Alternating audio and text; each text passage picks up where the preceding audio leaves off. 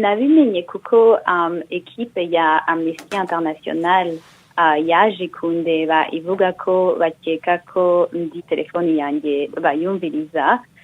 Ntaguciriyemo barakubwiye abo bayumviriza bari bo? Nago bashobora kubimenya ariko ni eta yonyine yashimutse papa wanjye, nta wundi ushobora ibyo ngibyo wadadepensa ayo mafaranga kugira ngo anyumvirize usibye leta y'u Rwanda, gouvernement y'u Rwanda. None barakusobanurira hoho uko babonye bigenda bagukurikirana mu buhe buryo mu bihe bikorwa? Bagiye bakurikira appel nagiranye n'abategetsi ba hano, abategetsi bo mu Bubiligi, bo muri Europe, bo muri Angleterre n'abo muri États-Unis, bakurikirana email yanjye n'amaconversation. Iyo ufite accès kuri no système ya Pegasus ushobora kuba ufite contrôle ya telefone y'uwundi muntu yose.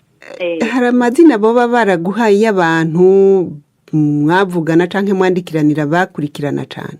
Ego tuzi ko nagize inama kumwe na ministre belge des affaires étrangères witwa Sophie Wilmès. Nagize inama kumwe na we the 14th of June. Muri iyo nama rero kuri tariki 14 z'ukwa gatandatu. Iyo meeting rero baje kumenya ko baribo Pegasus yarimo iri active muri gihe cyose ko nari nicaye kumwe na ministre. Nyuma mvuyeyo niho byahagaritse uwo munsi, ariko noneho nziko nagiranye ama appel kumwe na n'uwundi mu député bo mu Bwongereza tweshanjana n'ama email.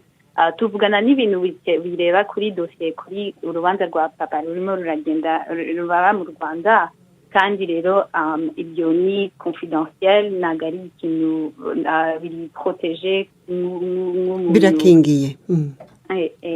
None wewe wabyakiriye gute? Wabifashe nk'ibintu bisanzwe kumbure bashobora gukoresha mu iperereza ry'uru rubanza rw'umuvyeyi wawe papa wakuvyara, canke wabyakiriye gute? Deja byerekanye ko papa atashobora kubona ubutungane buzuye kubera nuko president wa République yabivuze kuri France 24 cyangwa nuko Vincent Biruta ministre kuri CNN. Nungu natwe bamaze kwerekana ko batwumviriza n'ibyo tuganira n'abavoka